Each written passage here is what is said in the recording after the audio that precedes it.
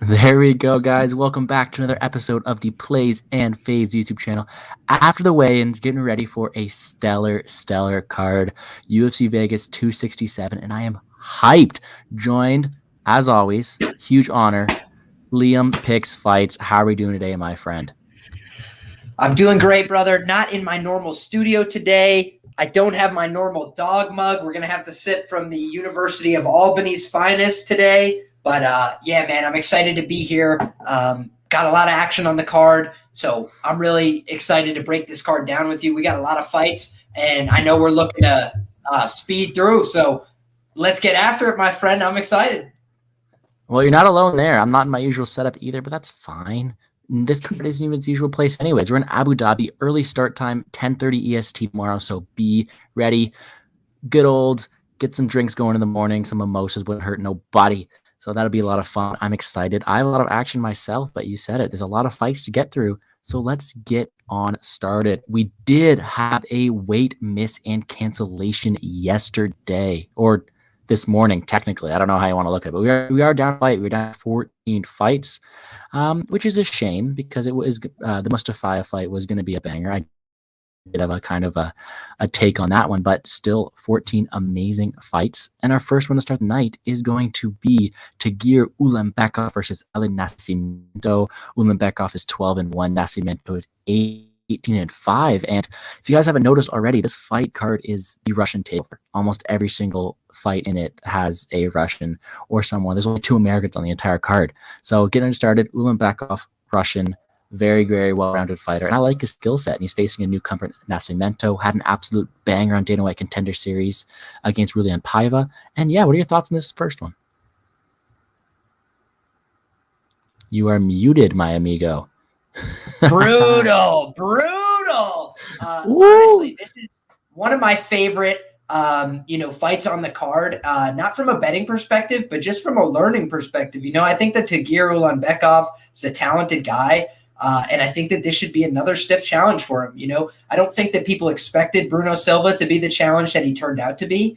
And so for that reason, I think people have this, diminished expectations of him. I say this despite the fact he's minus 400. But, Alan Nascimento fought on the Contender Series, didn't get his opportunity, lost a split decision to Raulian Paiva, which I scored for Paiva. I think what concerns me for him here, he gets controlled a little bit. He's a great grappler, but he's willing to grapple from his back. He's willing to look for a submission. I've seen that cost him in close fights, including the Paiva fight. And, Paiva was really able to just stall out some positions and drop some hammers on him. And I think that, Ulanbekov should have competent enough wrestling and grappling to not get submitted, to find his opportunities to work posture and ground and pound.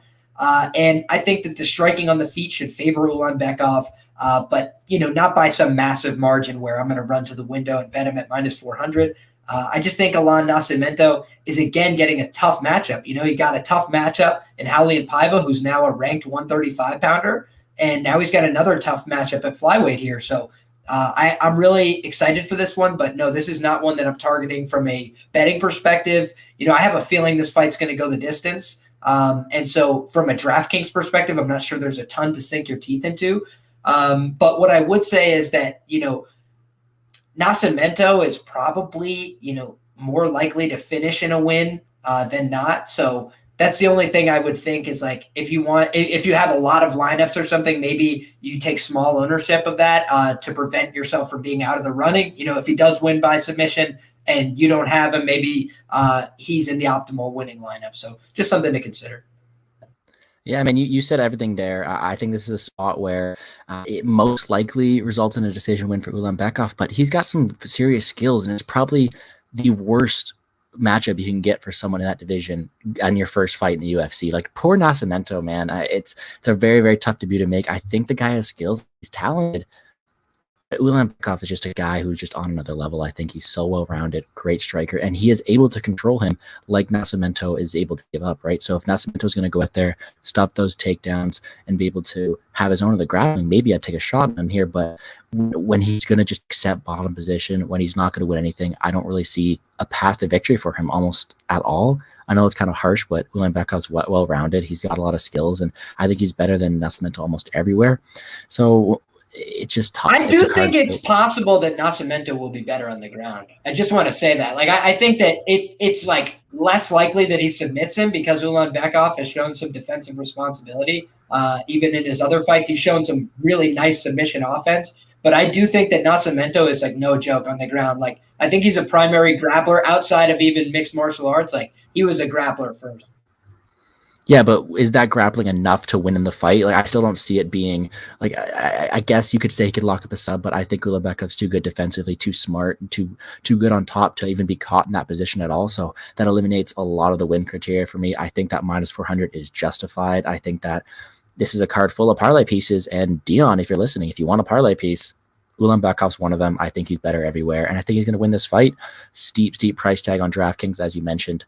Like you said, probably goes to decision. It's not the best option, but I will have some ownership because control time is valued a lot. And if Nascimento is willing to give up that control time, I think that Ulanbekov takes advantage of it. So glad to see we're in agreement on that first one. I have no action on this one first, but if I'm looking to put together a last minute parlay piece, I know there's a couple -1 line. I might want to boost up a bit better.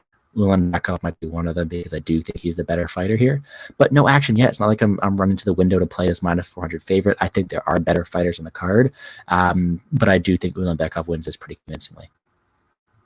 All right, let's move it right along then. Cheers to that, my friend. All right.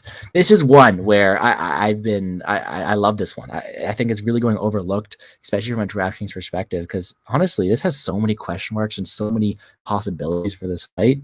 We have Andre Petrovsky, the Ultimate Fighter veteran, 6-1 versus Yao Zhong Hu, 3-2. And let me break this down for you guys.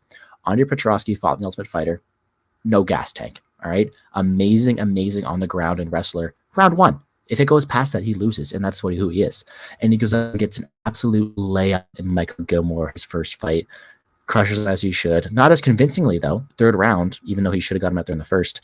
And he's facing a guy in Yao Zhong Hu, who we haven't seen in 3 years. And last time we saw him, he was fighting at heavyweight. This guy is a unit. This guy is a big boy, and see that at the weigh-ins. Yao Zhong Hu is a much bigger guy than Andre Petrovsky. So this fight is binary, in my opinion. I think that Petrovsky has 1 round of cardio, and if he's able to get Hu Yaozong down, it should be his win because he is levels above Yaozong on the ground.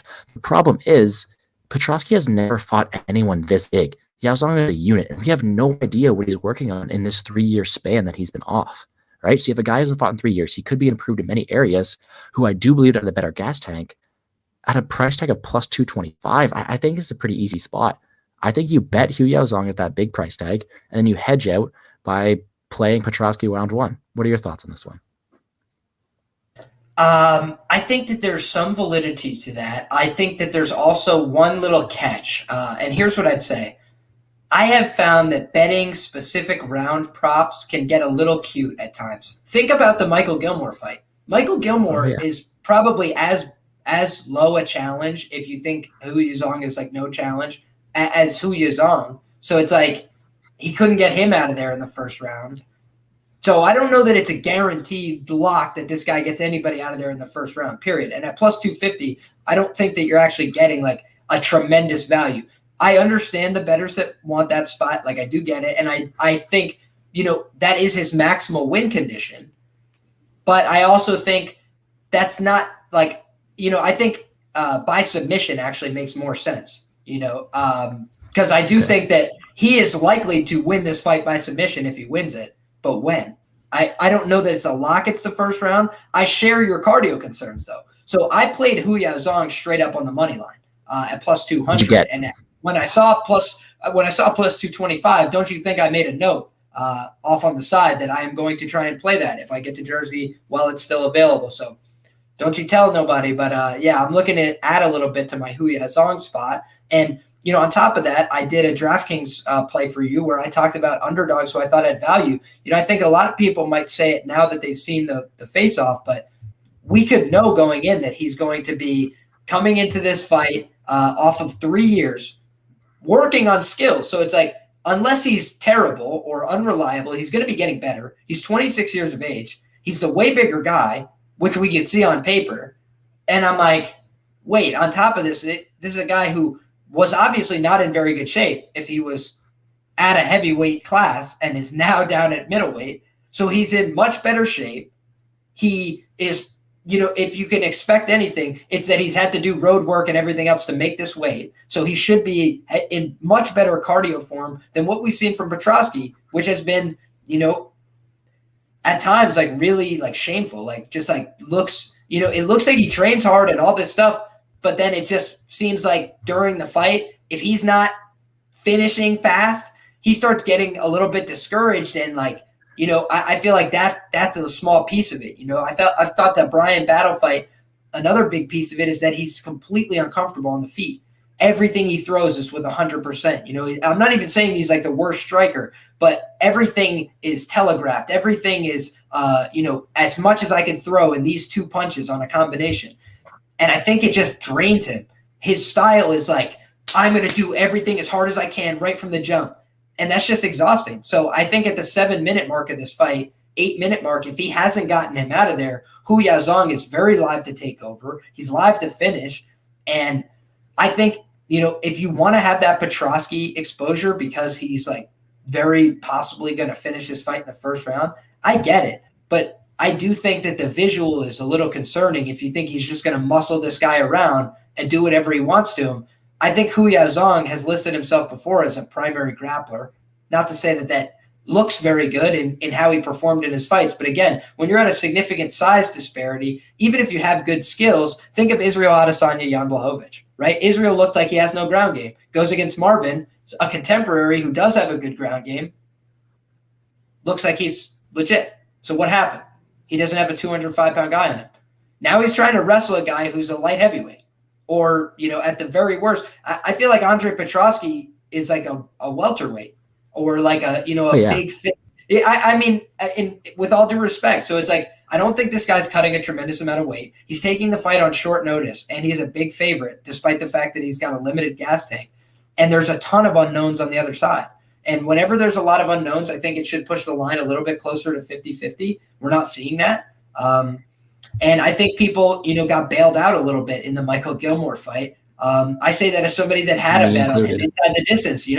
I think we got bailed out. I think that was a bad bet. I think Michael Gilmore was a layup and probably not as talented as Hu Yaozong, not as physical and not as big.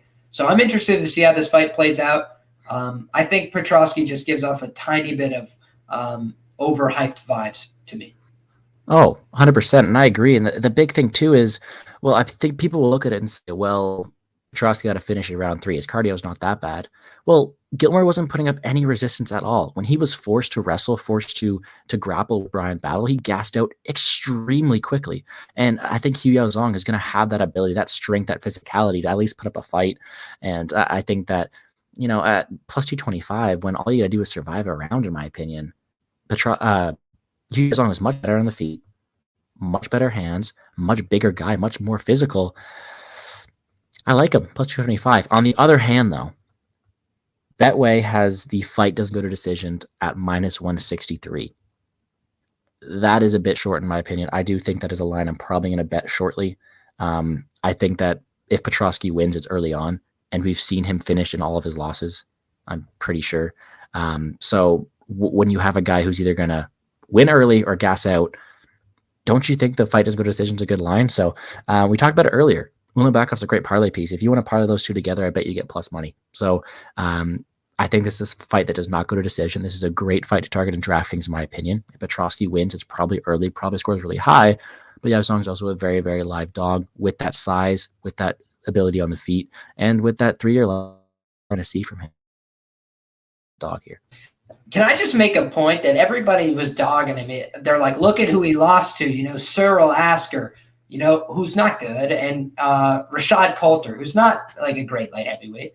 But number one, he's undersized in those fights. He's like 23, 24 years old, still coming into his own physically. And on top of that, he had 2 pro fights. Like he had 3 pro fights in China against 0-1 and 1-0 type opponents. It's like, yeah, what did you expect? He got thrown in the deep end. So now they've actually done the smart thing, which is pull him away for a while so he can actually get better. So I just think that expecting to see the same guy is a fool's errand here. because he's been gone since 2018. So I don't know. 26-year-olds don't stagnate in their career necessarily. You know, I feel like this is a guy who should be making improvements. And man, good luck, Andre. Well, going from one guy with a questionable gas tank to another guy who also has a questionable gas tank, reputably, is Makwan Amirkhani. The next fight, Makwan Amirkhani has a record of 16-6. He is facing Lerone Murphy, has a record of 10-0-1. Did he win that his last fight or his fight against Tukugov? Who knows? It was a draw. But yeah, Makwan Amirkhani is another guy who people think has a horrible gas tank. He does round one or bust. He is legit on the ground. Most of his finishes are early, but he has shown to be dragged into deeper waters and struggled there. Lerone Murphy has not lost yet, and is a guy who's very, very well-rounded, very good skills, but largely untested, in my opinion, has struggled on the ground, as we've seen in his other fights. So this is a spot where I think Makwan could be live a bit, especially for GPP, just because we haven't really seen Murphy that tested, and it has looked like Makwan has really showed that willingness to train more and improve that cardio. And I think if he does improve that cardio and want to take this to the ground at all times, he might play off his plus 275 price tag. What is your thoughts on this one? Man, I'm just going to go ahead and say it. I think that the stupidest price of any fighter on DraftKings, looking at the lines right now, is Makwan Amirkhani at 6,900. That's absolutely absurd. If I was making a lineup, he would be in my lineup, no doubt. And so now I feel like I'm obligated to drive across the border to make a lineup. Makwan Amirkhani is live to win this fight by submission. Don't let anybody tell you otherwise. Makwan, against really good fighters, Makwan normally bodies them in the first round as he's fresh. So I don't know what the hell we're all talking about that he's a plus 275 favorite in this fight. I have some small exposure there. I've got some exposure to Makwan round one sub. I've got some exposure to Makwan to win this fight by submission. I think that that's an absurd price. Makwan is probably going to be close in a decision if he does not get knocked out. People aren't going to want to hear that. I'll tell you this. Lerone Murphy, I think the most significant strikes he's landed in a UFC bout is 48 in his 3 UFC fights. So stop it with, well, he's just going to beat him up. Yeah, so what? Makwan lands the same kind of volume. And, obviously, not as good a striker. He will get out-qualitied on the feet.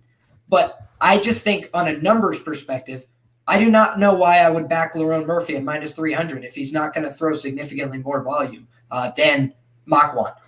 If they're not throwing a tremendous amount of volume, Makwan normally gets tired from doing what? Wrestling as hard as he possibly can. So if he's doing that, I think he's going to take Lerone down, and I think he's going to be live to sub. If he doesn't do that for some reason, right? If Makwan takes the foot off the gas a little bit, and it's like, maybe I should try and wrestle opportunistically, don't rush into it, but if it's there, go for it. And conversely, to try and use my boxing that I've been working on and use some of my boxing skills. I think that fight is like a minus 200 Lerone Murphy. So I still think it's mispriced, even if it's, a striking-based decision, because Makwan isn't completely terrible. Like he fought Edson to the 15-minute decision in a fight where he was getting smoked on the feet, and against a guy who was really powerful and strong and huge for the weight that he could hardly grapple. This is not the case here. So I don't get it. I think that Makwan, if he decides to use all his energy, is going to pick Lerone Murphy up and put him down for the first 5 minutes of this fight. Guys, look at Shane Burgos. He is a massive featherweight. And Makwan got behind him and elevated and slammed him over and over and over. I knew the fight was going to be over because I'm like, no one can do that without getting tired. Like, it's just impossible to lift somebody and slam them like that over and over. But guys, that's Shane Burgos, massive guy who doesn't really get out-grappled. What? And we're saying he can't take down Lerone Murphy, who got controlled by Zybera Tahugov for 8 minutes, who got taken down 6 times? Stop it. Yeah, I'm completely with you. And Makwan has landed a takedown in every single one of his fights, and he's facing guys who, like you said, are on a much higher level than Lerone Murphy, in my opinion, when it comes to, let's say, athleticism slightly, but striking for sure. Lerone Murphy is a better fighter on the feet. But we haven't seen his ground game tested that much. Like you said, it's a control time, not something you want to see. Because I think that if Makwan has that 8 minutes of control time, he does sub him. right? And I do not think that Zubaira is like the most effective, like top control player or something. So Oh no, that's somebody who's like a primary striker out grappling you for 8 minutes. I don't know. We'll talk about it later. I'm not a fan of Tugov at all. Like I'm not one of his big fans too. And he showed a path to victory against Murphy, let alone it was Murphy's first fight in the UFC. But I think that Tugov won that fight. I don't think Murphy did. I don't think it was a draw either. I think Tugov did win that fight. So Makwan Amirkhani 6.9K on DraftKings, 100%. His ceiling is a lot higher than a lot of other fighters at that price range. And when it comes to a floor, I don't see him getting knocked out in the first 2 rounds. He's going to have a floor. He's going to get takedowns. He's going to put up at least 25, 30 points, in my opinion. 6.9K, you can get so many good fighters up top if you do that. I really like him in this spot. When it comes to moneyline value, I do think he's the side here. He is the value play. I will have no action on it, however, though, because I don't trust him. I think that I don't know. There's this weird vibe going on that's like, I have a feeling that he's going to make it much closer than he has to be because he does have that path to victory, but I'm worried he's not going to execute it for the later rounds. And I mean, actually, the more I think about it, it is going to be a good play. Plus 275 is way too wide on Amirkhani. So maybe I will have a bet on it. End of the day, it's not like you're going to have Lerone Murphy doing what Shane Burgos did and tying him after 3 rounds. It's not like he's going to be like Edson Barbosa. It's tough. Can I just make a point on that too? People talk about Makwan's gas tank. Yes, it's bad. Yes, it's not as good as his contemporaries. And yes, it has cost him fights. But with all due respect, like Shane Burgos, that fight should just be thrown out the window because he fought in like the most sadistic way that anybody's ever fought anybody. And he knew Makwan got tired. And so because Makwan wrestled him so hard in the beginning, Shane refused to do anything else but wrestle him to the ground, hold him down, and punch him in the body. And like, frankly, that's the weirdest fight of all time. So no one else will ever do anything like that, in my opinion. Outlier fight, got to throw it out. So Makwan doesn't really get finished. He's a tough bastard, even when he gets dropped. And Sean Orr came on my show and said that he thinks it's from Makwan smoking cigarettes. I think so too. And I think he's smoking a celebratory stick after he submits him in the very first round. Very first round. I mean, if he gets to the first round or finishes the first round, he's not going to need that cardio. And even at that, I don't know. This is a spot where I'm going to sit back, see where they are. Lerone Murphy's largely untested, in my opinion. I do think he has some promise, but he needs to work on that. Makwan's to be the best grappler he's ever faced. Makwan is a killer on the ground. So that subline, I'm not opposed to it. And moving right on, Mr. Olejniczak. Yeah, I said that right. 15-4. Lord McCall versus Shamil Gazmatov, 14-0. And this is another fight I can't really wrap my head around. I mean, you have the Russian in this fight. Russians all over this card, but it's a close line of the fight. And for good reason. You have a guy in McCall who was a hyped-up prospect who hasn't really lived up to expectations. I bet him his last time out, and I got saved. I think it was the last time out. Yeah. And he didn't win that fight, but I got luckily on a split, so bailed me out there. And he's not able to execute the game plans I want him to. He's in your face, but he's not always throwing the most volume. Yes, he rips the body. Yes, he's very, very powerful. But he's not living up to the hype, and he's not putting out there. He's not winning convincingly, in my opinion.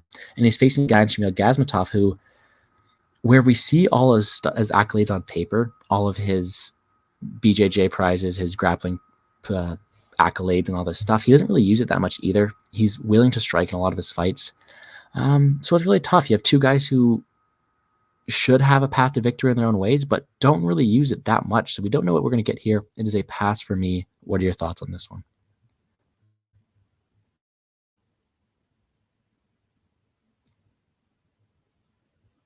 Muted, my friend.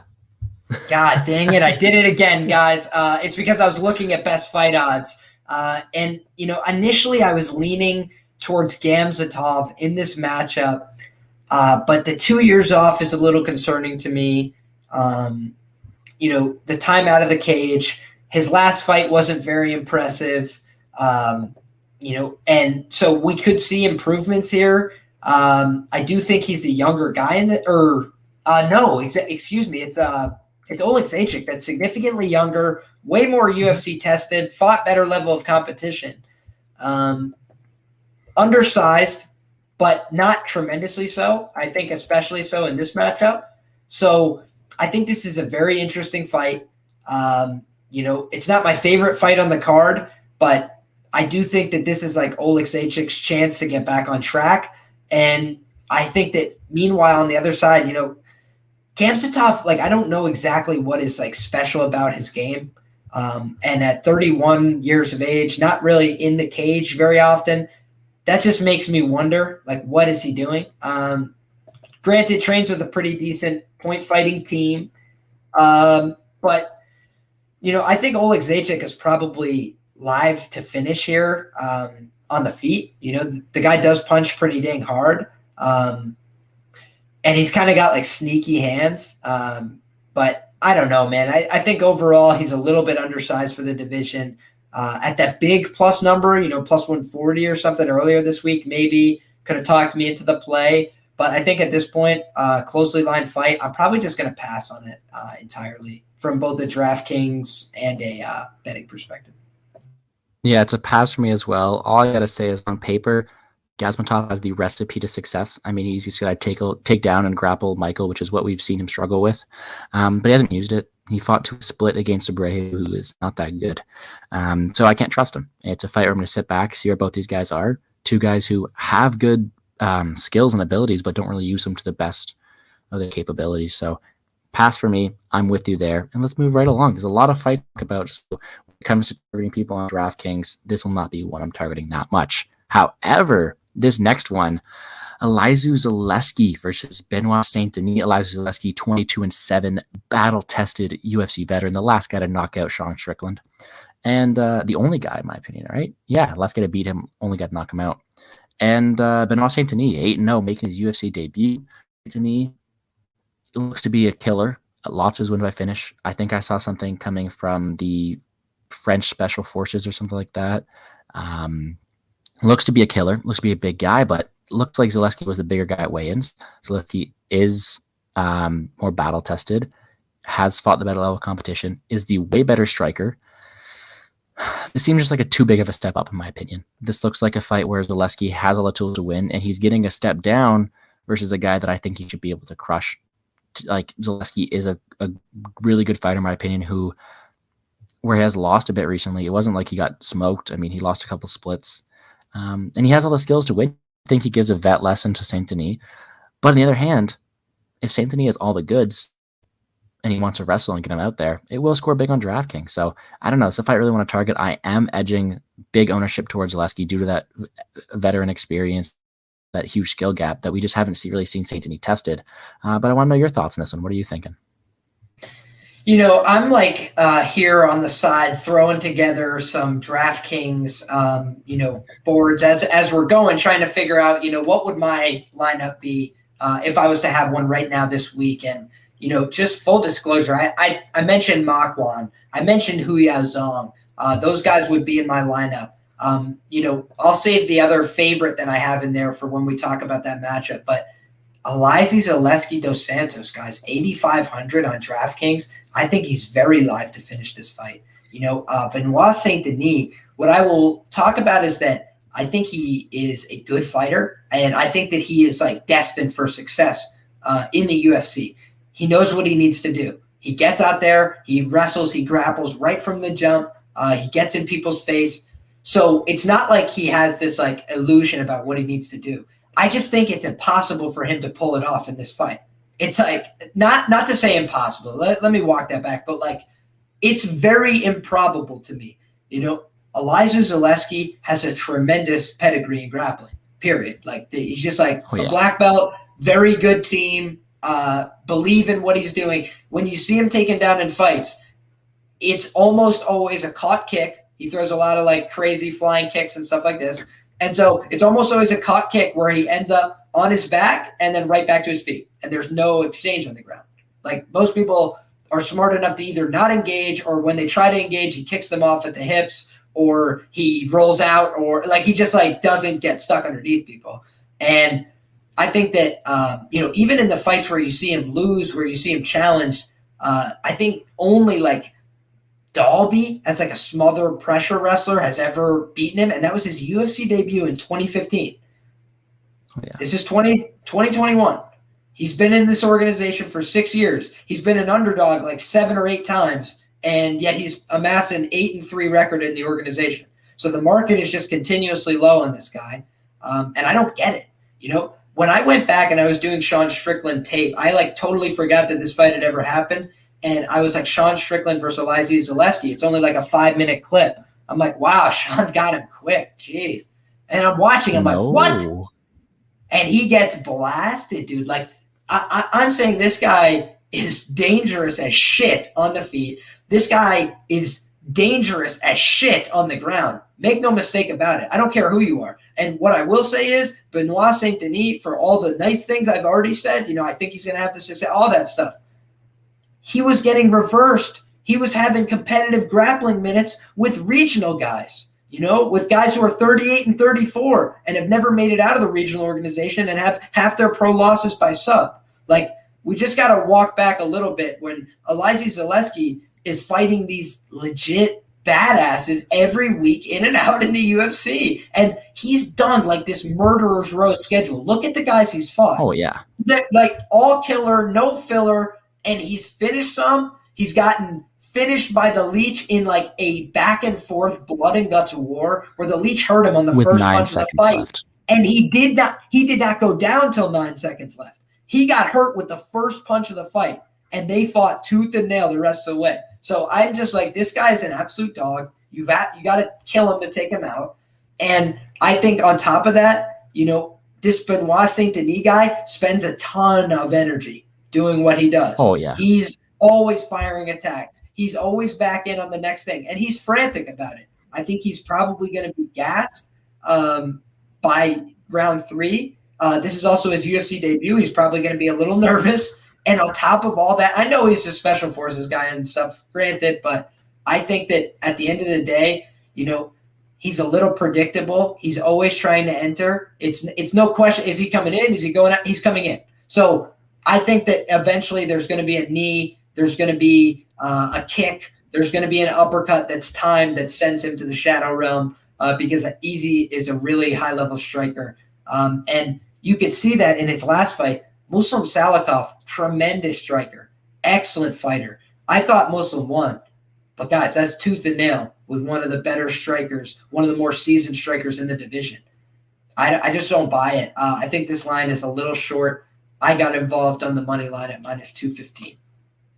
Ooh, nice one. And the thing I'm looking at here too is he finished Akhmedov, a guy who I can really compare to Saint Denis as a much better Saint Denis, in my opinion. I think that Omer Akhmedov is a guy who will wrestle, will grapple, will go forward, but gasses out in the 3rd round. And we have not seen Saint Denis past the 3rd round. None of his fights have gone to decision. So that's a comparable I like. And if you're willing to finish Omer Akhmedov, it shouldn't be a problem to finish Saint Denis, in my opinion. I like the inside the distance line at +120. I think that Eliza Zaleski is a much better fighter here, and I think she gets it done. You're saying? The only other thing I wanted to add is that I think the real problem for Benoit Saint Denis is that he's not like Akhmedov. He's not like Akhmedov in that Akhmedov actually has like a somewhat competent striking game with his hands. Like he can throw hands with somebody on the feet and do fine. He's not particularly exceptional, but he can do fine with like pro level fighters standing on the feet. Benoit Saint Denis, it's a lot of kicks. It's a lot of long range like weapons like that. And that's a problem because if you're at kicking range with Eliza Zaleski dos Santos, you might get your head kicked off at any point. And Sean Strickland is a prime example. Like he's got a tremendously disciplined boxing approach and doesn't get hit with many hands. And Sean Strickland got murked because it came up to the head and he never saw it. Never saw it. So it's like, I think that this guy is the goods. And I think that if Benoit Saint Denis engages him at kicking range, he's getting knocked out. Well, I was lucky enough to have you featured on my DFS that I posted yesterday. Guys, make sure that after you're done watching this live stream, go check that out. My partner Kiro, he mentioned it. Zellesky is 8.5K. He is the perfect filler region for your picks, especially with those low price tag guys we mentioned earlier, in Yao Zong, and Makwan Americani. I mean, 8.5K is super, super cheap for someone who I think has the advantage almost everywhere. I think is better gas, better striking, better level of experience, better jiu-jitsu. Wrestling-wise, Sure, Benoit could be good offensively, but he was reversed, as you said, on the regional scene. I'm going to leave it there. I think Zellesky steamrolls this guy. I will have a bet on him inside the distance at plus 120. All right, moving right along to one that I know you're dying to talk about. This is your spot. This is your guy. Just ask Chow Bittencourt how you feel about this guy. Albert Duraev, 14-3 versus Roman Kopylov, 8-1. Before we let you take this one away, I just want to say Albert Duraev, absolute killer on the ground, went out there, smoked a guy in Chow Bittencourt who has all these ground credentials, all these pedigrees, made him look childish, absolutely destroyed him. And he's facing a guy in Roman Kopylov who got choked out by Karl Roberson. I'll leave it there. If you guys don't know who Karl Roberson is, he's the guy that gets bitten by everybody. He is the guy that you want to put grapplers against because grapplers are going to be able to just destroy the guy. Just ask Brendan Allen. Just ask Nick Maximov, who I was going to bet against him a few months ago. Karl Roberson should not be submitting anybody. And if Kopylov has that same game plan he does against Duraev, he will be getting finished in those first or second rounds. What are your thoughts on this one?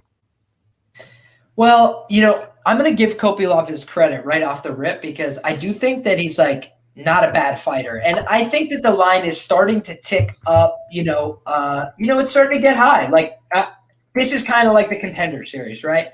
And I was on the other side on the Contender Series. I see Kyle Bittencourt, he's plus 300, plus 350, whatever he is. I'm like, that seems a little outrageous. Albert Duraev coming off of 2 years layoff, hasn't been fighting. Has he been training? What's he been up to? And the more I start looking into the matchup after I'd already placed the bets, I started watching Duraev's grappling tape. And I'm like, man, this guy's taking matches, wrestling matches, grappling matches against other Russian MMA pros that are, solid records. And he's beating them in wrestling. He's beating them in grappling, straight up. And I'm like, wow, okay, this guy Duraev, worth taking seriously. Then the fight happens. And I was back watching Kyle Bittencourt freaking jiu-jitsu tapes in grainy footage in the gi from 9 years ago going, oh, this guy's actually got a ground game. Maybe he just doesn't get run over. Guys, he got run over like it was no big deal. He hadn't been training jiu-jitsu since he was a kid. He hadn't been, working in the gi for 9 years. And it's he got ran through it was he got treated like a part-time job. He got worked. I was impressed. And on top of that, he got hurt. Duraev hurt him bad. Had him so locked down in the grappling, he tried to move and separated his ribs or something. I visibly saw it happen during the fight. And I was like, well, there goes my bet. And then I'm on top of that, he gave him no space, completely brutalized him, relentless ground and pound. I thought it was over. He was ground and pounding the ever-loving shit out of him. And then he submits. It's just yeah, this guy can do anything he wants. On the ground, it seemed in that matchup. And I'm I didn't expect it. And so now I got to give this guy the respect. He's ready for the UFC. Definitely. On top of that, he was fighting the highest level of competition he could fight outside the UFC and performing very ably. When he did get knocked out, right? And this is the only suspect thing about Duraev. It's people, myself included, had some questions about his chin. I was Kyle Bittencourt maybe could catch him on the chin. Spent no time on the feet. But even if they had, right? Albert Duraev, the more I looked into it, he got knocked out as a welterweight more than once. I think he's only been knocked out one time at middleweight, and it was by Tokov, who's a fucking marauder, who's massive, who's big and brooding, and who knocked him out with ground and pound.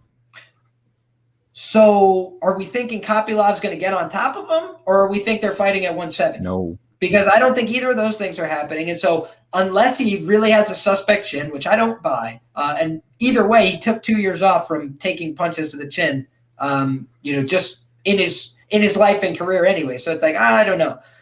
On top of that, he's got all these plus level skills. And while Kopylov, I'm going to give another brief moment of credit. It's not because he's the world's worst grappler or something that he got submitted by Karl Roberson. He got broken mentally by Karl Roberson because he was getting beaten over the course of the fight. And then every time he tried to come back and work his way into the fight, Karl Roberson had an answer. And here's what I mean. He butchered him with the calf kicks. So then he started punching a lot from a stationary stance. So then he started kicking from the outside, did Roberson. And then the guy was pissed. So he's all right, now I need to throw in combination and try and come towards him. And then he started shooting takedowns. So Karl Roberson, who's not the highest fight IQ fighter, who's not the best grappler, who's not the best wrestler, and who frankly probably kicks at a similar level. I'm talking about leg kicks in particular to Duraev. Duraev, that's his best strike, is low calf kick. I'm like, huh. So Duraev has all the same skills except multiplied by 1,000 in terms of the wrestling and grappling. And he's got probably better fight IQ. And he also can throw the same kind of calf kicks that gave Kopylov trouble last time. I don't like any of it. And Kopylov was a slow starter last time too. I think if you're a slow starter against Duraev, the fight's over. So I think this could be, if this turns out to be a range kickboxing match for 15 minutes, guys, I'm gonna sweat through my shirt, okay? But I don't think it's going to. I don't think that Kopylov has demonstrated the skills and abilities he'll need to keep somebody like Duraev off of him. I think it's critical to look at who the UFC was booking this guy Duraev with prior to this matchup. You see, a canceled bout against Alessio Di Chirico. Who do you think they wanted to win that fight, guys? I mean, just like with all due respect, I think that they want this guy to win. I think that they want to market this guy and move forward with him. Kopylov lost a fight and disappeared for years. So now we've got a guy coming off a 2-year layoff to fight Duraev, who just proved that he's the goods and he's ready for Showtime a month ago. And prior to that, he had all the documented resume to prove it. I know he took the knockout losses early in his career, but then he became the welterweight champion, then moved up, became the middleweight champion. I don't know. ACA, ACB, I again had Sean on my show, and he said that among regional level promotions, highest win rate. Just keep that in mind. By a considerable margin. Keeping things short, man. Duraev just Chimaev bit in quarters last time out. He fully just ran through him, and I can see him doing the same thing here. Kopylov does not have the greatest ground game, does not have the greatest takedowns. Kopylov is a kickboxer. He's a guy who likes to stay at range, and I'll tell you, Duraev will not stay at range. He's going to go in there, take him down, and he is going to smash, and that is what I think is going to happen. Get this started. I'm with you. I got 2 units on Duraev inside the distance at – 120. That's my spot. I think Duraev's a solid parlay piece as well, but I think he just runs through him. I think that. All right, moving right along.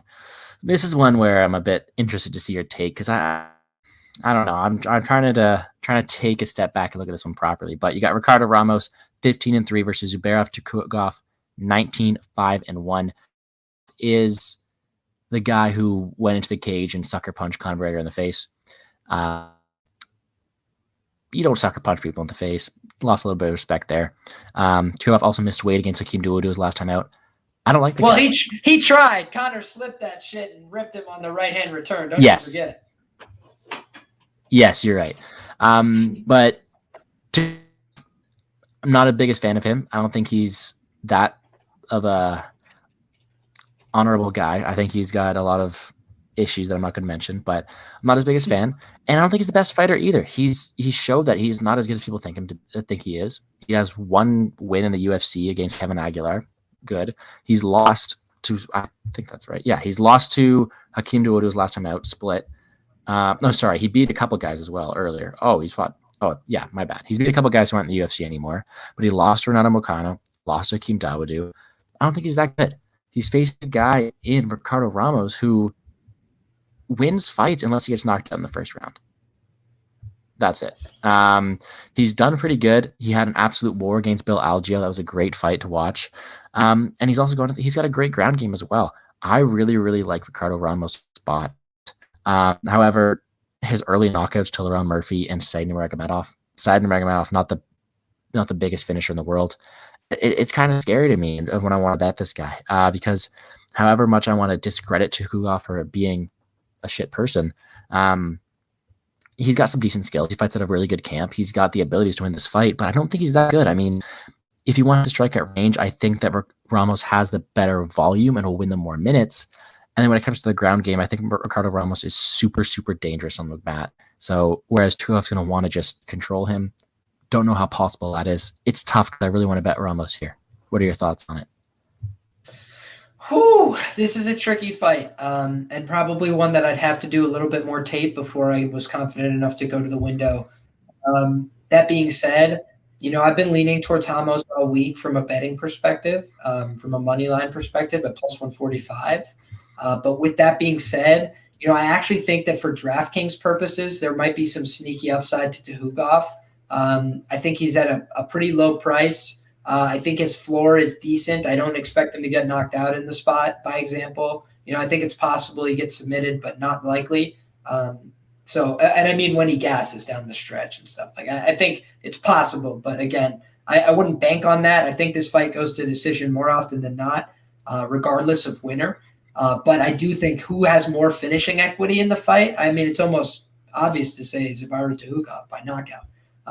So I do think that who's got the higher point scoring potential on DraftKings this weekend, I would think in all likelihood that's going to be Tuhugov. But that being said, from a money line perspective, I think it's Ramos. I just think his finishing equity isn't really there. I'd have to look at the prices on DraftKings to make a real, they're actually similar price. And for that reason, I would definitely edge Tuhugov on DraftKings. Yeah, I'm not going to talk much about it. This is a spot where it's too close for me to tell. If I got big plus money on Ramos, I'd take it because I do think he is the better point fighter, and I think he has better skills on the ground in terms of grappling. But when you're going to give me a guy in Tuhugov who might wrestle him, who might knock him out with Ricardo's questionable chin, I don't want to have any money on that. I'm going to sit back, enjoy. I will be cheering for Ramos, and I will have a bit of Ramos in my DraftKings lines. I built a few already. I run it through the optimizer, through the model, and you can get some good lineups where you just have enough to fit Ramos in there.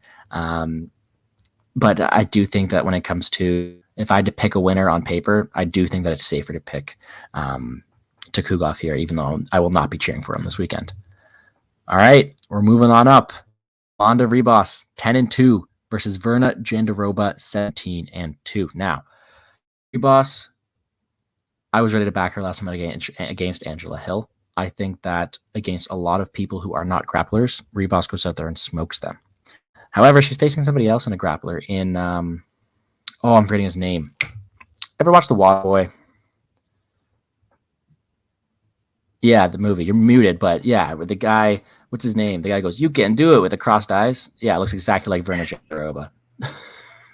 And credit to guys in the Whisper Discord for saying that, but hey, it's true. She's walking out to Island Boy. I don't know how versed you are in the meme community, but she's lived to it, and it'll be a walk. But I think it's a very Jandiroba's fight to lose. I think when it comes to two grapplers with the skills that they both have, it usually plays out in the feet. I think Jandiroba has the more output, the more physicality, and it's just the bigger person out there. Ribas doesn't like to be hit, but when it comes to a technicality standpoint, I do edge Ribas. I think the line's a little wide. I have no action on it, though, for the record. I'm just going to preface it. I have no bet on this one. I'm going to sit back and watch it. But if I had to pick something, I say it turned into a slow, striking affair. Yes, Rob Schneider, yes. I don't know his character's name, though. Yeah, I was seeing Graham say that. I don't know the character name. But, yeah, I think that Jandiroba can physical her there. I think she's the stronger fighter, can bully her in the clinch. And when it comes to the ground, I don't see either of them submitting each other. They're both great people on the ground.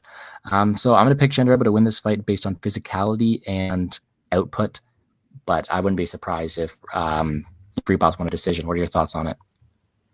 Yeah, I think ultimately in this fight, I'm going to have to go ahead and favor, Amanda Ribas, pretty substantially overall. But that being said, it's not something I've bet on. It's not something I'm like running to the window with or anything like that because Amanda's let me down before. I thought that I thought that the Marina Rodriguez fight was winnable for her, to be honest with you. And I thought that she just spent too much time striking in round 2 and paid dearly, paid with her life. But I really thought that Amanda was a better fighter than her. And, she kind of like showed that through the first round and then got touched on the chin. But I think that it was like a getting too comfortable situation. She spent a year away. Verna has a 0% knockdown rate. Verna throws like 5 strikes per minute. I don't know how Verna would knock her out here. It's possible. Pollyanna Vienna, not known as like a power puncher, But what you got to remember is you can create a lot more power and be more effective if you've got long levers, like Marina Rodriguez, by example, like Polyana Viana, by example, not like Verna Jandiroba. There's a reason she has a 0% knockdown rate. She doesn't have very long arms. She doesn't throw with a tremendous amount of power. Granted, she looked like she's been improving her striking and like sitting down a little bit more aggressively in the pocket of late. I think she has been making improvements for sure. And I think she has probably fought, the better level of competition by like a pretty significant degree here. But I have a feeling that this fight ends up on the feet for, most of the fight because I don't know. I just don't see Amanda forcing the fight to the ground routinely. I think that if she does, she could probably exit safely from the ground. But with all that being said, Amanda sometimes just is on autopilot, going about whatever she's doing in the octagon. And I think that that's what could cost her. If she gets an autopilot into the guard of Verna Jandiroba, I think that it could be trouble. But, Verna has a really low offensive control rate. She concedes being on bottom a lot. Amanda's got a good functional jiu-jitsu game. I don't even think she was afraid to go with Mackenzie. So I'm like, guys, I don't know about this. I see why we like the plus money on Verna. I get that. And I do think she's a solid fighter. But I just think she's probably going to get touched with the jab over and over and over again in this fight and just get out-volumed and out-opticked to a decision loss. So I think that Amanda Ribas by decision. Maybe Verna is the sneaker of the two for DraftKings. I do think she has the higher, finishing equity. But, guys, I'll also just mention that Verna has been hurt before on the feet. So I don't think Amanda's, destined to knock her out or anything. But I do think it's not impossible that Amanda will hurt her at some point in this fight because she does throw so much. She doesn't throw with a tremendous amount of power, though. So that's, her saving grace here. But she was kind of knuckling up Mackenzie Dern. And granted, that was, coming right back off the pregnancy. But, she knuckled her up bad. And Mackenzie's face was starting to get fucked up. She's like, yeah, let's play jiu-jitsu. I'll pull guard, whatever you want to do. I felt like Mackenzie was getting tuned up in that fight more than she has in any other UFC fight, really, until this most recent one. So I don't know. I kind of like Amanda here, just a touch more in the spot. But I probably wouldn't touch the money line. I would consider a Ribas decision play if the number was right. I'm going to look at what that is right now. Ribas to win by decision. Not as good as you'd want it to be. Nope. That sucks. No, I think fight goes the distance is also pretty likely. You can get minus 200 on that. I think that that's pretty likely, but I also wouldn't play it because of the chalk nature. I do know it's a women's fight, but Amanda's chin's a little scary. Verna's chin isn't perfect. And, I don't think either of them are going to submit each other, but because their chins aren't good, club and subs are live too. I do think that the armbar from guard for Verna is somewhat live for whatever that's worth. Yeah, complete pass for me. I think it's going to be just a two grapplers equals a probably stand up affair the whole time. I don't want any action in it. But yeah, I mean, okay, I got to do this. I'm sorry, man. I know. Let's see if I can share my screen. I got this. I got to do this. It was pretty funny, man. It was someone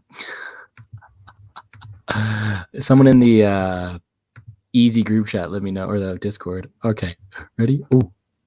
Okay, this is Verna Jandiroba. No? Am I crazy?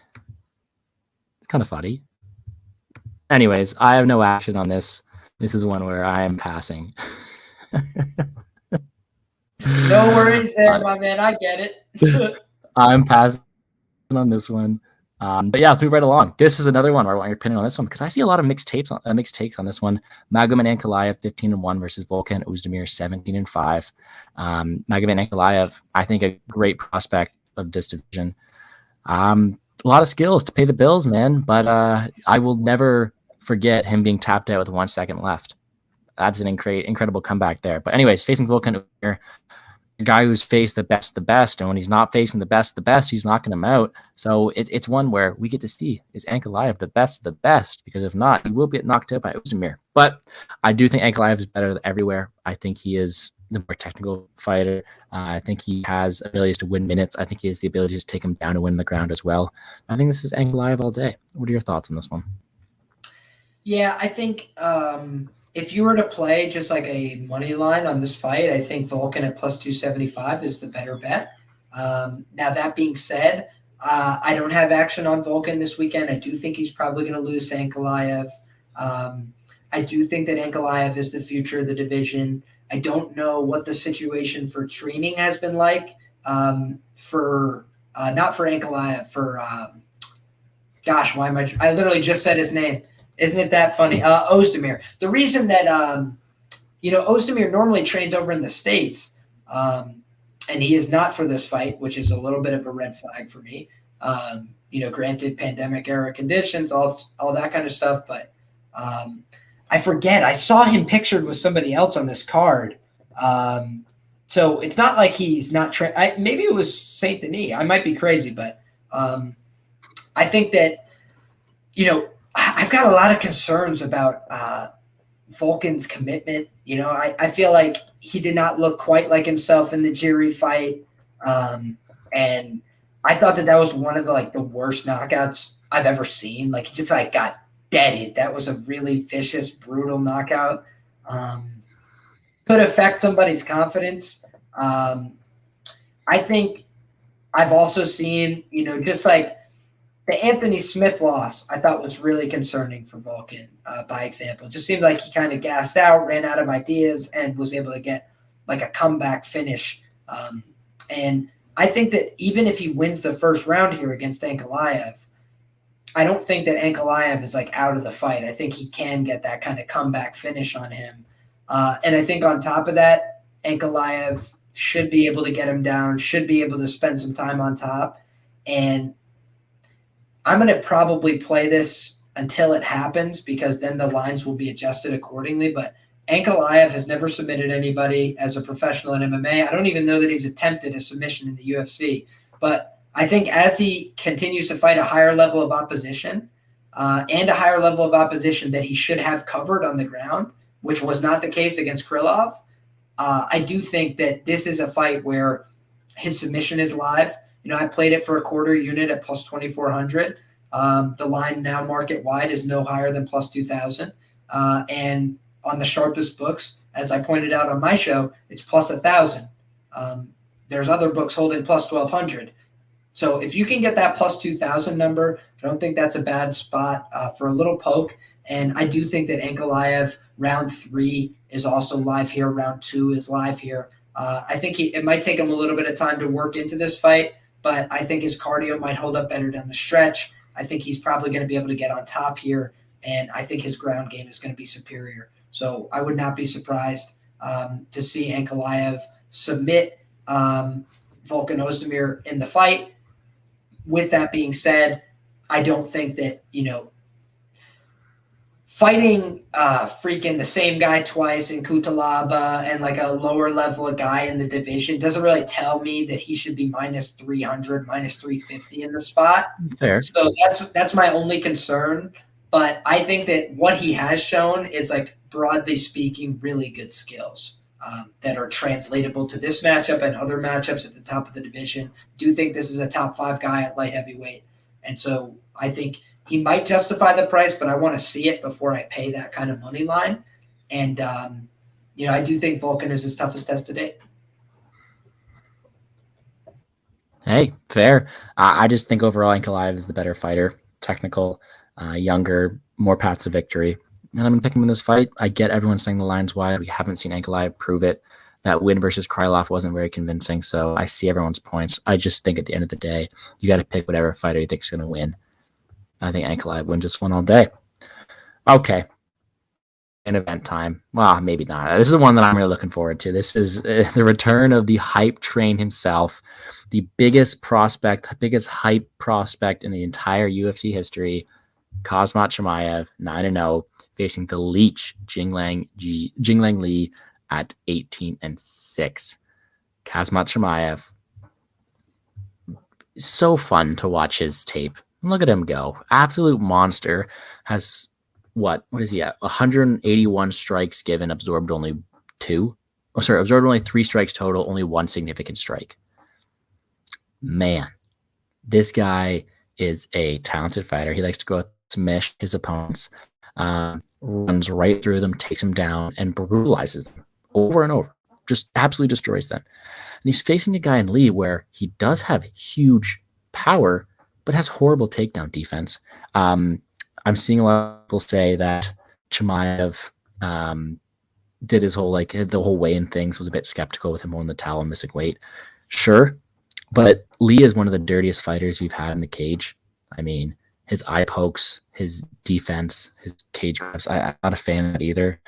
I truly think that Kazmat Chimaev goes out there, proves to everybody why he is king, and runs right through him, takes him down the first round, and kills him. I have a lot of money on Kazmat Chimaev, and I've beaten a lot of line movement, and I'm very happy about it. So please tell me you're with me on this one. I am with you on this one. I think that Chimaev is the real deal. Everything I've heard from UFC fighters that have trained with him, they say that he gets the better of most fighters in training, period. Like ifs, ands, buts, trains with good guys. I think that he is very legit. I also think he's kind of one of these guys that's like heartbeat doesn't go up. It's like some people, this is like a big deal to them. It's like this is like a high school sporting event. Like, oh, what people are going to see. And some guys are like, I kill you tomorrow, brother. Like they're literally just like, if they weren't doing this, they'd be gangsters somewhere else. And like, I do think I love the Leech. Like, I know that he's a cheater and all those things, but like, if he's on my television screen, I'm watching. The Leech is must-see TV. But we see the Leech oftentimes shine against strikers. He's a really good striker. He's got good, interesting, tricky combinations. He moves his head a lot. It's kind of hard to get a read on. He's always feinting with his hands, makes it hard to know what's coming when. He's a good counter striker. He can time people well. So the Leech has a lot of good things going for him. The problem is when he fights people that can grapple, he doesn't look so good, in my opinion, especially in Neil Magny, prime example. He said that was the worst performance in my career. I can't believe I looked like that. But then against Jake Matthews, he looked the same. And Jake Matthews is like not the world's, preeminent grapple threat in the division either, but elected to grapple with him, was out grappling him, and then he's 2 fingers in the eyes. I mean, you got to respect that the Leech doesn't want to lose at all. Like, if you bet on him, he does not want to lose this fight. I will tell you, he's not going to concede. He will try to cheat. He will lie, cheat, or steal if he can to win this fight. But I just think Chimaev's going to bug him. I think that Chimaev, if he decides to, is going to just be too big and strong and muscle him up in the air and slam him. And, maybe the Leech can hurt him. As I told anybody who would listen, I think if Chimaev loses his fight, it's the Leech standing over his dead body yelling China power. Oh, yeah. Because that's what the Leech does. Like, he catches people when they're not ready. And he's also live till the very end of a fight, which is the other thing I'll grant. The reason I didn't, back up the Brinks truck or whatever on Chimaev thinking he was going to win this fight is because he's coming off the lingering effects of COVID, which I don't love that. And I just want to see him and how he does. We haven't really gotten any time accrued in the octagon, so I don't know what his cardio's like if he's smashing somebody and they don't go away. But with that being said, I find it so hard to believe that the Leech is going to be able to stay underneath him and not get finished because this guy's got hellacious ground and pound, for one thing. He's got really good positional advancement, will make you suffer positionally, and then he's got good subs.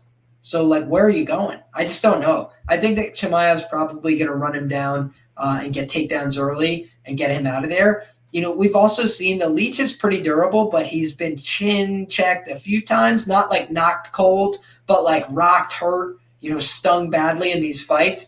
And Chimaev one-punched Gerald Meerschaert at 185 pounds.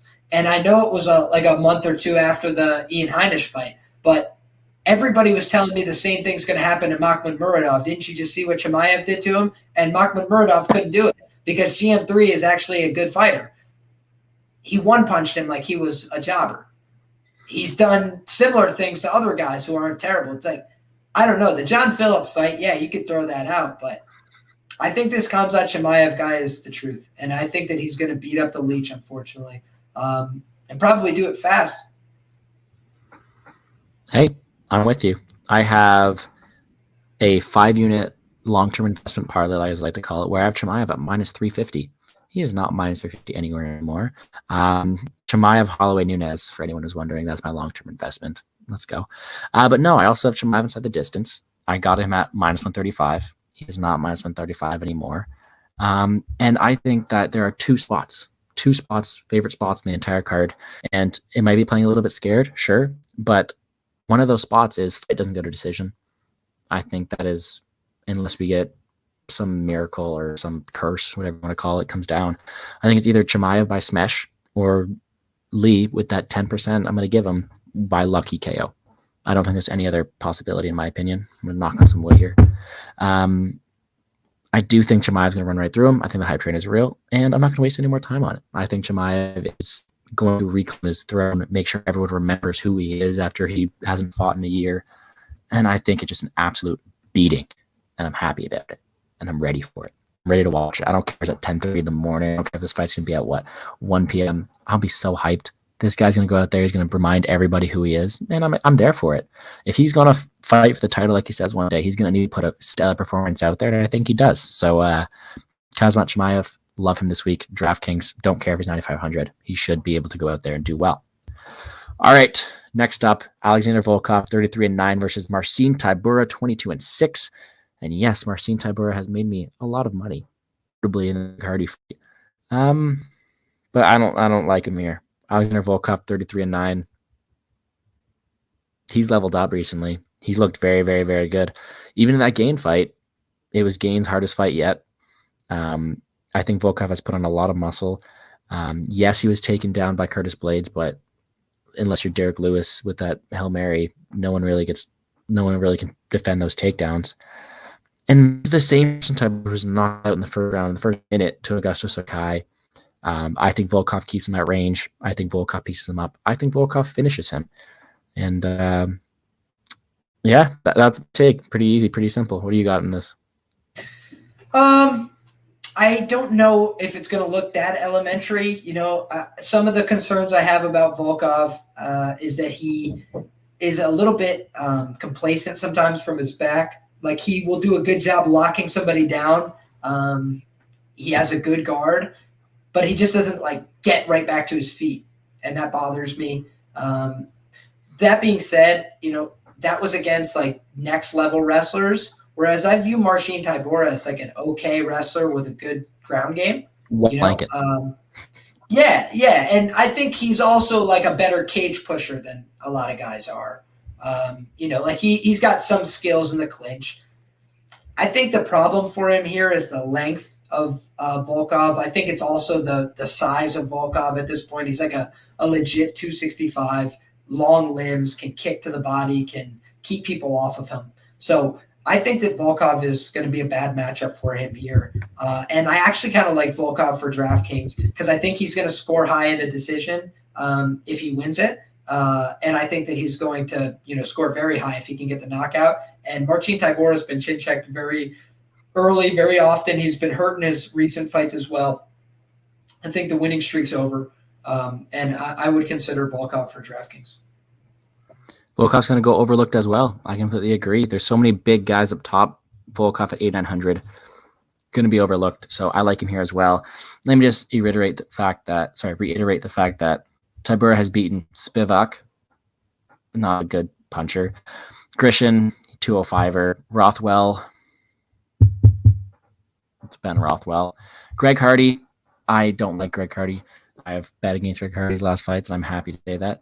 And Walt Harris is pretty much Greg Hardy, right? So Augusto Sakai knocked him out in 59 seconds. Walt Harris is a goddamn American hero compared to Greg Hardy. You take that back. Yes, I apologize, but his fighting style is very similar. Both guys. I know. I'm just giving you shit.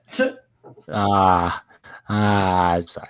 I guess the guy though knocked him out really easily, and whereas maybe it won't be that easy for Volkov. Volkov is the best fighter he's fought. This is a step up and a half. Volkov is a beast, and I think that Volkov gives him hell this week. All right, 3 fights left. Are you a Dan Hooker stan this week? Are you all over him? Are you chanting to burn the boats as well? Like, I don't know, man. Islam Makhachev 20-1, Dan Hooker 21-10. Islam Makhachev is known to be Khabib 2.0. Wrestle, grapple. Dan Hooker known to be the guy who has those knees, has those elbows. Are you on the side where he's going to land one of those, knock him out, or do you think that Makhachev just grinds him out for 15 minutes? I have no action on the fight, and Islam Makhachev is probably going to grind him out and or submit him. I say that because Islam is a talented fighter. I think he's just dreadful stylistic matchup, and I think that Dan Hooker is taking this fight because he wants the money, because he wasn't able to fight for a little while, and I also think it's because he wants to do a favor for the UFC, keep everything good and gravy with them. He just did the fight with Nasrat in tough circumstances and everything like that. So they're probably like, hey, listen, fall on this grenade for us and we're going to hook you up. Next fight, we're going to give you somebody easy, somebody that you can wrestle yourself like he did in his last fight.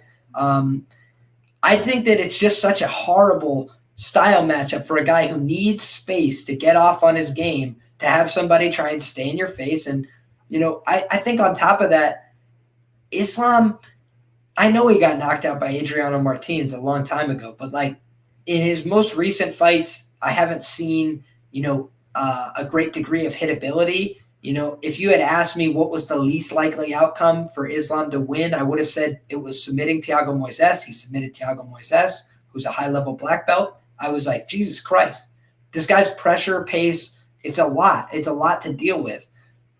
Dan Hooker, I bet on him against Michael Chandler because I was like, this guy should be able to find knees up the middle. He should be able to keep space. He should be able to look for uppercuts. And instead, it was a very conservative, very reserved performance where he threw nothing and got caught on the feet. I don't think that that's outside the realm here either. Dan Hooker, historically a very durable guy, but Islam's pretty accurate. I don't mean that he's going to like kill him on the feet or something. I just mean he might hurt him on the feet if Dan is doing the hands at the sides, can't get taken down gimmick again. And it happened to Conor, too, against Khabib. So it's like, this is what happens if you keep your hands at your sides and say, no matter what, I can't get taken down. It's like, that's not going to work either because then they're going to strike with you and you have your hands at your sides. So I think that it's a tough fight for him. There's no really smart, easy way to approach this. I think if you're playing Dan Hooker, you might as well play Dan Hooker by inside the distance. You can get a little more value that way. And I struggle to see how he could win the minutes of this fight. I feel like he's going to have to finish. And I think that, I would obviously lean towards the KO. But if somebody's going to be shooting takedowns relentlessly and even could get hurt on the way in, Dan Hooker, just don't discredit the man. He does have a nasty guillotine choke that will finish somebody if they're hurt. And it's very hard to get out of. So I don't think it's the likeliest possibility, but I think for that reason, if you have you want to play all the big favorites, like Dan Hooker is then like what you have as like your floor of what am I scraping off the bottom? And he's a great fighter to be that consideration, but you have to ask yourself why. Why would Dan Hooker, a great fighter, be priced so low? It's because they don't think he's going to score any points. They think he's going to get blanketed from start to finish. And I kind of feel the same way. Well, I'm with you there. I think Makhachev grapples him 15 minutes. I think it's the decision win, in my opinion. Dan Hooker hasn't really faced a wrestler in that way. I mean, Jim Miller's a grappler, not a wrestler. So I think this is a real test for him. Sure, every round starts on the feet, and you can maybe get that knee up the middle. I think it's very low percentage. I think Makhachev goes out there and tries to beat Khabib 2.0. And I'll give him that. I think that he does win this fight pretty convincingly. I have no action on it. Minus 700 is why, because you got to give credit to Dan Hooker. But I do think Makhachev wins, and he is one of my favorite cash options for DraftKings just because takedown control time really favored up there, and he's safe. All right. An hour and 15 minutes in. Thank you, everybody, for hanging out with us. We're breaking down these fights. We got 2 left. We're going to try to keep it under the hour and a half for you guys. Make sure you guys subscribe to the channel, hitting that like button, and check out the other DFS video as well after this, because there's some money to be made, and the fights are at 10:30 a.m. EST tomorrow.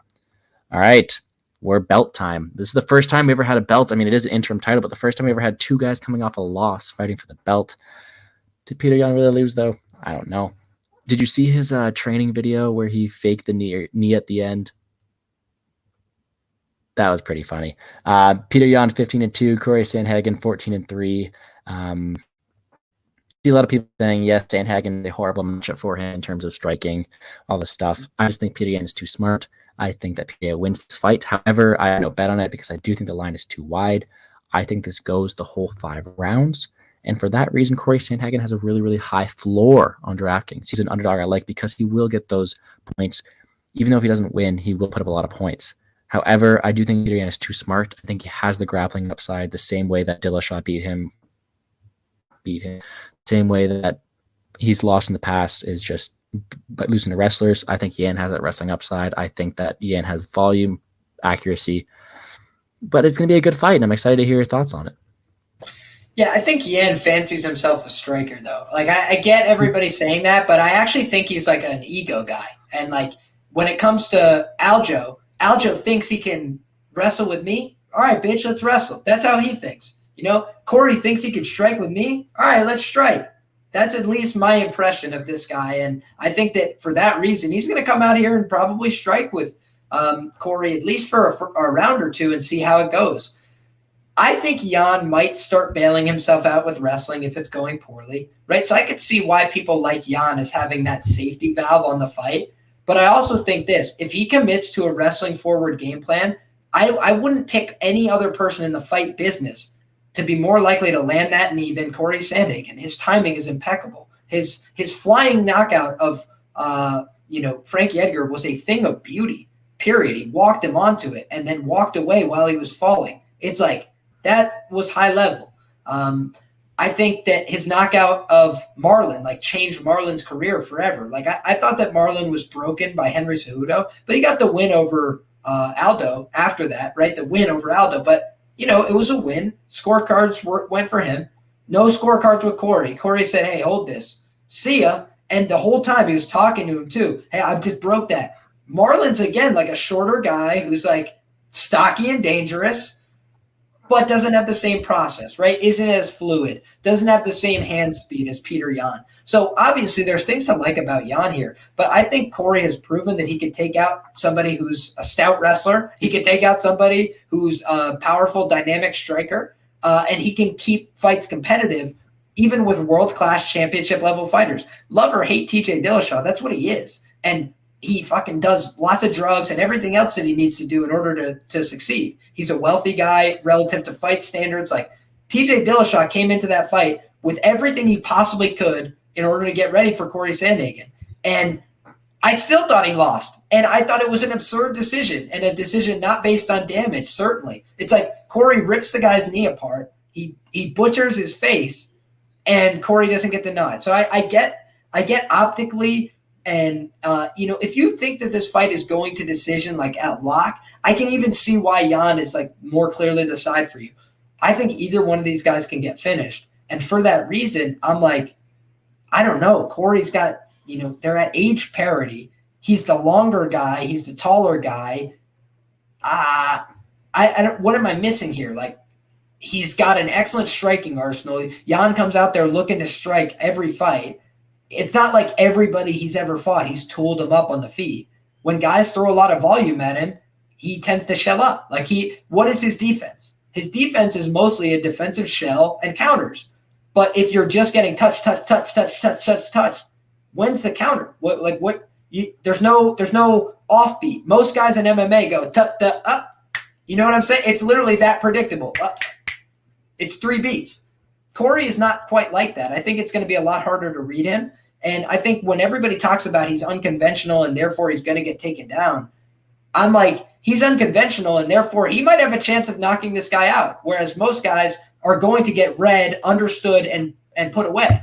So I do think Corey's an interesting challenge here. I like him as an underdog at plus 225. That line I don't see anymore. So hopefully I got the best of it in terms of the market there. And I think he's definitely a viable DraftKings option. Probably wouldn't be my number one play because I do think there's a chance he wins this by decision.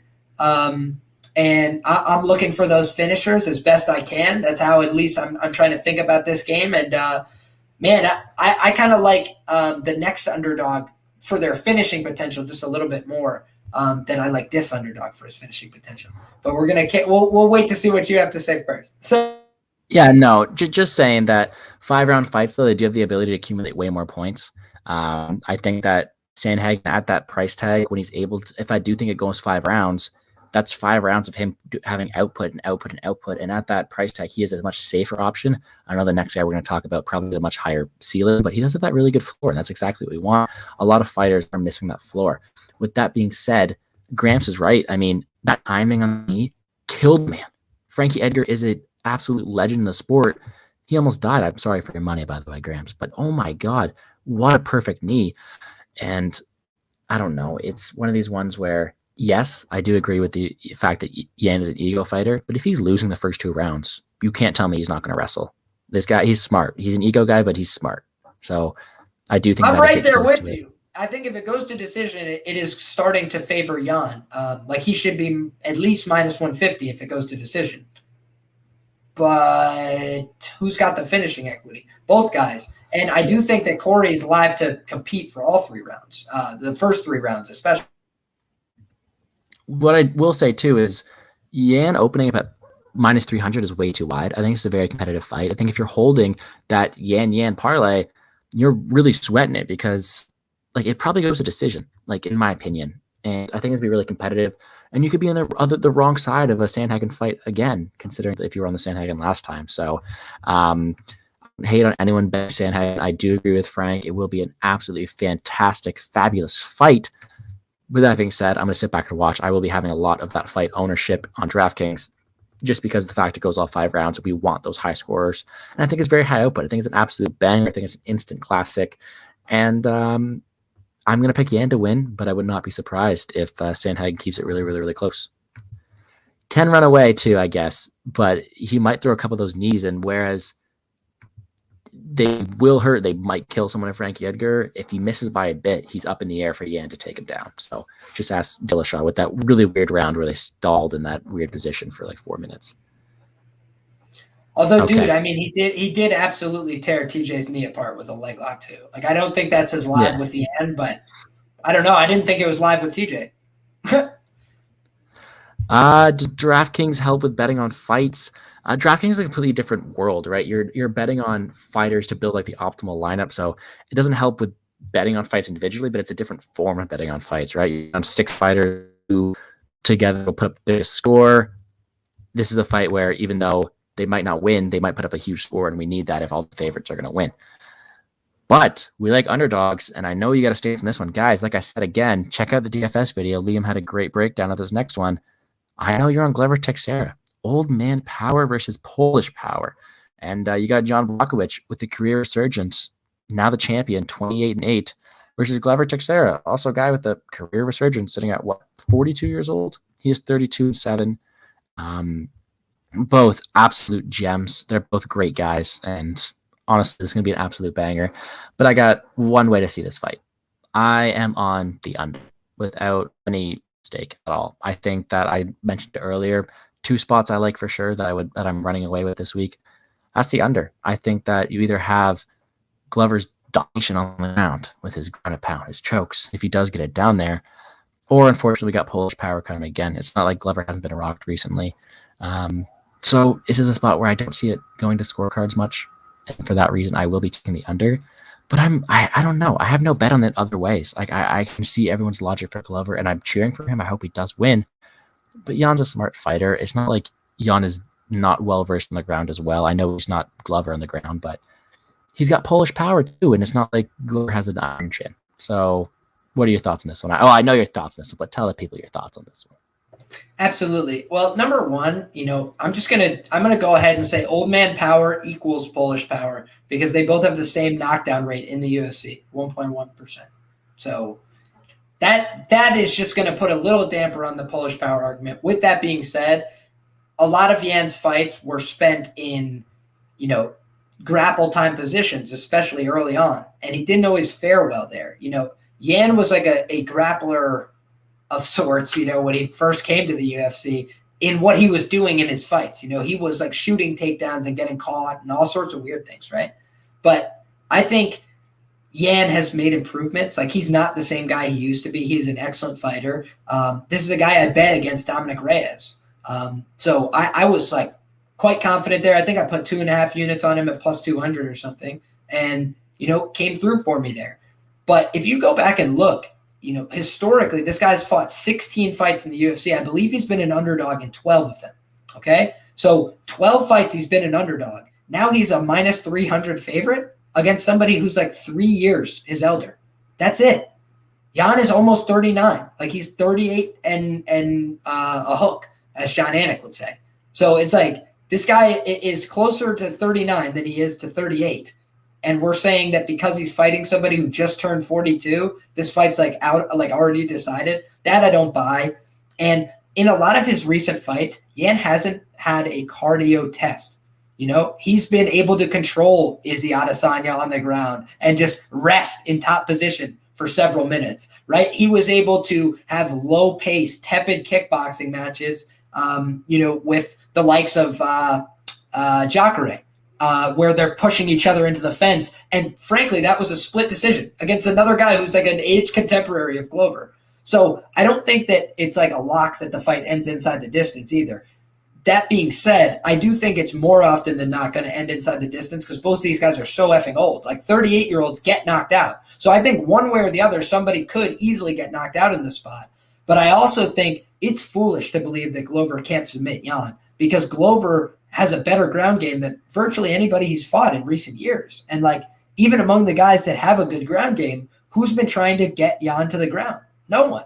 So it's like, of late, the last guy who would have wanted to was Corey Anderson and never got past square one. So it's possible that will happen to Glover, but Glover is no Corey Anderson in terms of his and I don't want to speak out of turn here, but his heart for fighting. Like, Glover Teixeira has been hurt, rocked, dinked, and kept fighting through all sorts of myriad injuries and everything else to come back and win.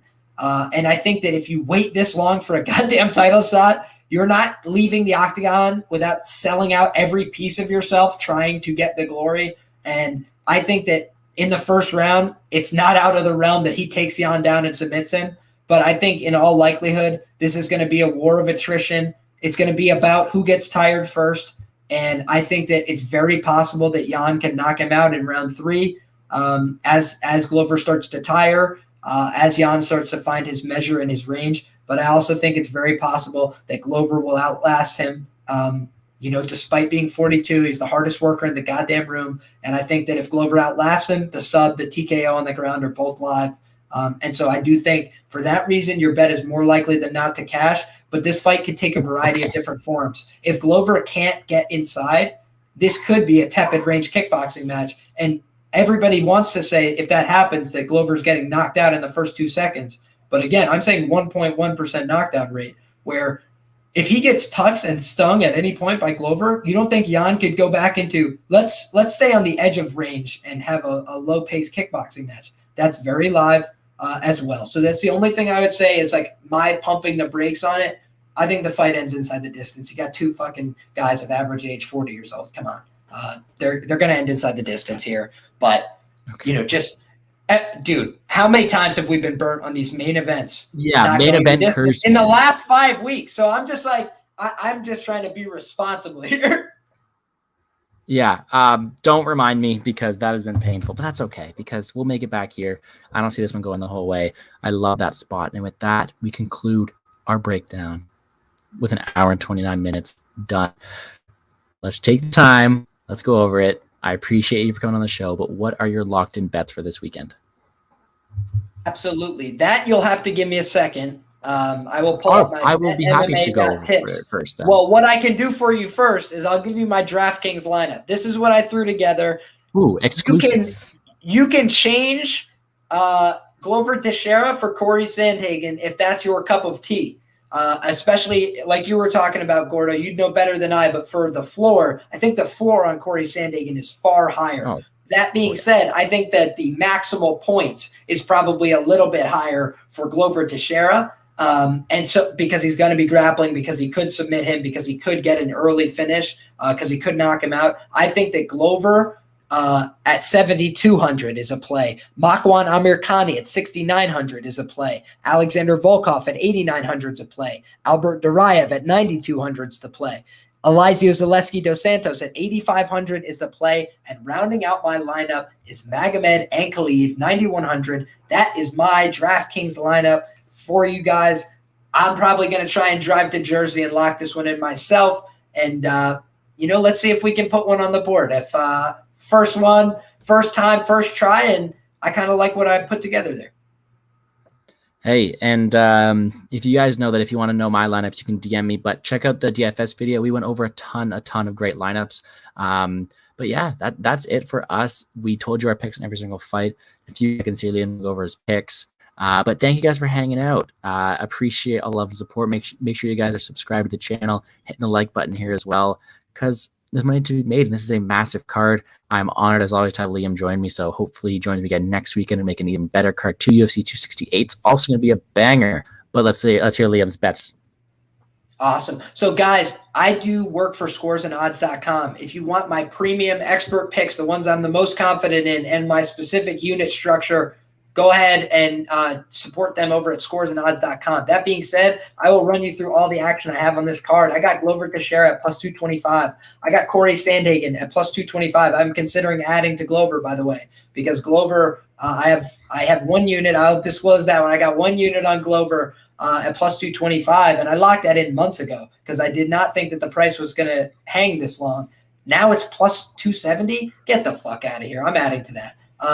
I've got Corey Sandhagen at plus 225, Albert Duraev minus 260, Eliza Zaleski minus 215, Makwan Amirkhani plus 275, and Hu Yao Zhang. Those are my money line plays. That is plus 200. I am considering adding small to Hu Yao Zhang now that he has hit the plus 225 mark. I've got a parlay, Kayla Harrison to cash with Albert Duraev if we can get Albert across the finish line. I had Bruno Capelloza, Kayla Harrison, and Albert Duraev to cross the finish line at plus 110. So now we've got plus 110 on Albert Duraev. We've got minus 235 on Albert Duraev. And we've got minus 260 on Albert Duraev, whose current best market price is minus 345, according to Best Fight Odds. So that's why you got to join the team, folks. And then last for me, 3 props that I went long shot sprinkle on, which is 0.2 units, Makwan round 1 sub at plus 1,700. I have 0.25 units, Ankalaev by sub at plus 2,600. And I have 0.25 units, Amirkhani by submission plus 850. Let's run it. There you go. I like all your spots there, but let me say what I got here. Ready? I got my 5-unit long-term investment. Love those things. So I got Chimaev on that this week, Holloway, Nunes in the next month. But then I got 3 units. Fight doesn't go decision for Glover and Chimaev fights. I have 2 units on Duraev inside the distance at minus 120, 1.35 units on Chimaev inside the distance at minus 135. I also have a bet on Hu Yao Zhang at plus 225. I have a bet on, not locked up yet, but I got to do that soon. But I will be having a Zellesky inside the distance line at plus 220. Sorry, plus 120. And I also have a parlay for 1.2 units at minus 120 for Ankalaev and Volkov. So keeping it simple, taking it easy. I'm either taking my money lines or my inside the distances. I'm not getting fancy yet. I will add more play. So early fight card, make sure you guys check into my Twitter tomorrow morning to see what my final card is on. But if you have any more questions, hit me up on Twitter at Gordo Gambles. LiamPicksFights, he's a great follow there as well. at LiamPicksFights there. So yeah, a big thank you to coming on the show. Big thank you to all of you guys for watching and hanging out with us. Again, it's over now. You can finally go watch the DFS video. Make sure to hit a like at that one as well. You can go over all our picks there. And I was even lucky enough to have Liam and DFS Whisperer Easy breaking down the card with me. So it's a great video there as well. And yeah, guys, let's make some money. Absolutely. Thank you for having me on again, Gordo. Always appreciate it. If you guys want to find my work, there's going to be a main event and 5 low-key fights that I really like on the card for Roto Grinders. That preview's coming tonight. Also, like I said, my premium picks, scoresandodds.com. My sponsor, Prize Picks, promo code Liam, 100% deposit match up to your first $100. And they've got all sorts of projections for the UFC card tomorrow. So if you want to get involved, if you want to take action, and if you want to mix in match a little NFL with your MMA action like my man Gordo, Prize Picks got you covered. Go check it out. There you go, guys. Thank you again for hanging out. Check me out on Twitter. Make sure you like and subscribe to the channel. And yeah, guys, let's make some money. Peace.